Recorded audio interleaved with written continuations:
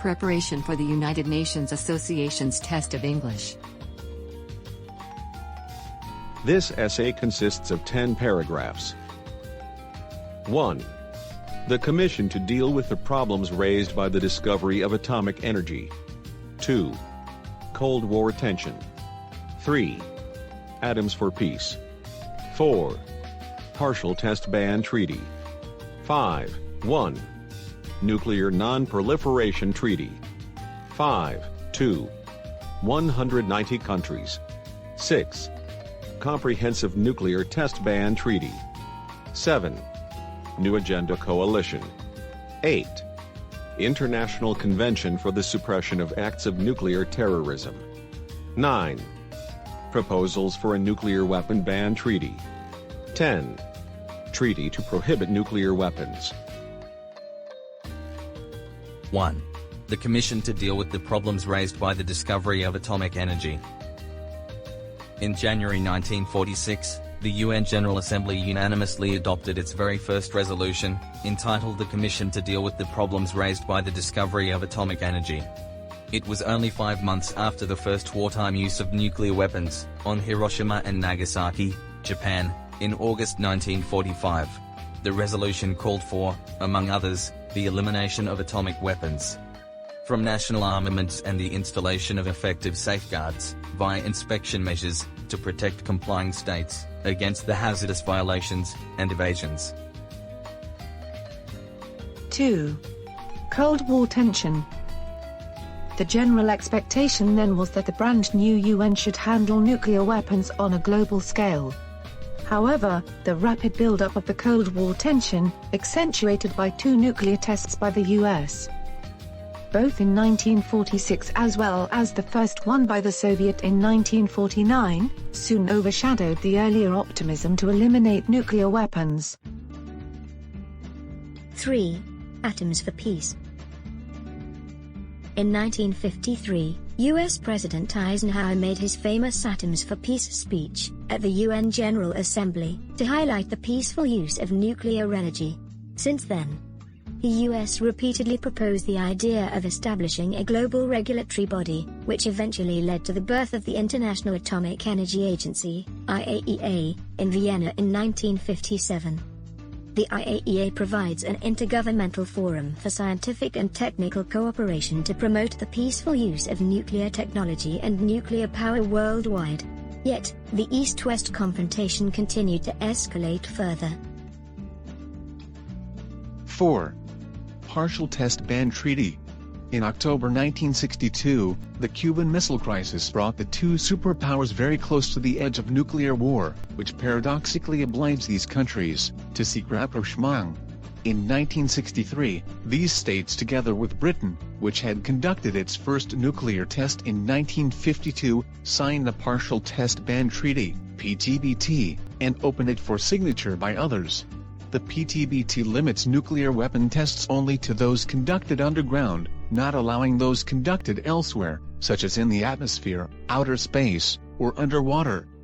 Meanwhile, France and China, which had done their first nuclear test in 1960 and 1964 respectively, declined to sign the PTBT.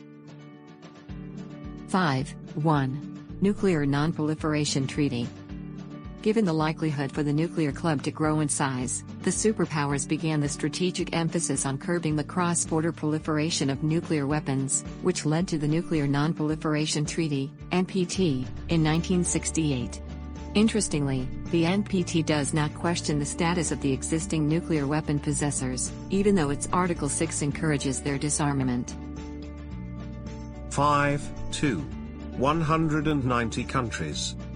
In any case, the NPT entered into force in 1970, and its membership has grown to be semi-universal, with the membership of 190 countries, missing nuclear-armed India, Israel, Pakistan, and North Korea. The NPT neither specifies detailed provisions for verification of compliance nor sets up an inspector or verification organization. Instead, it relies on the IAEA to work out the concrete modalities of its inspections in consultation with member states. 6.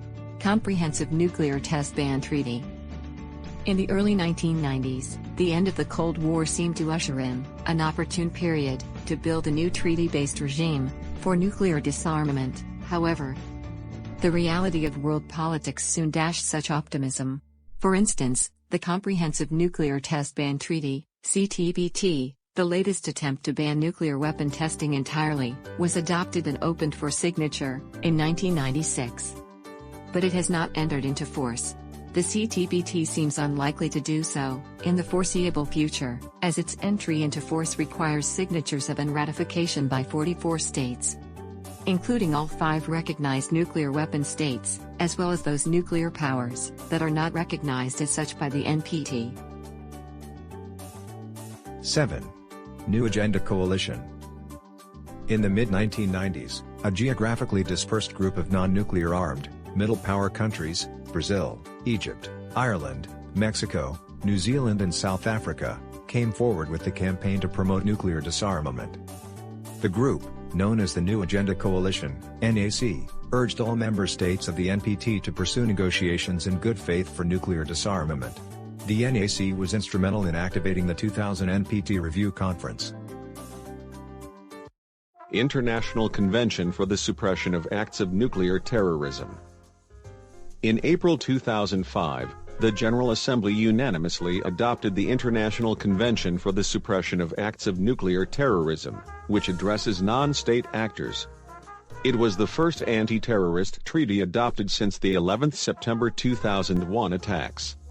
The treaty opened for signature in September 2005, and with the 20th ratification by Bangladesh, it entered into force in July 2007. 9. Proposals for a Nuclear Weapon Ban Treaty.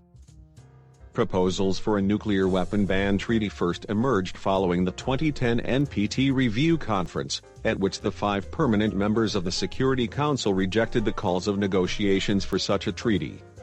Consequently, disarmament advocates, most of all the NAC members, went ahead and organized 3 intergovernmental conferences without the participation of the nuclear-armed states. 10. Treaty to prohibit nuclear weapons. In 2017, one of the most significant developments under the aegis of the General Assembly was the successful negotiation of the Treaty to Prohibit Nuclear Weapons, TPNW.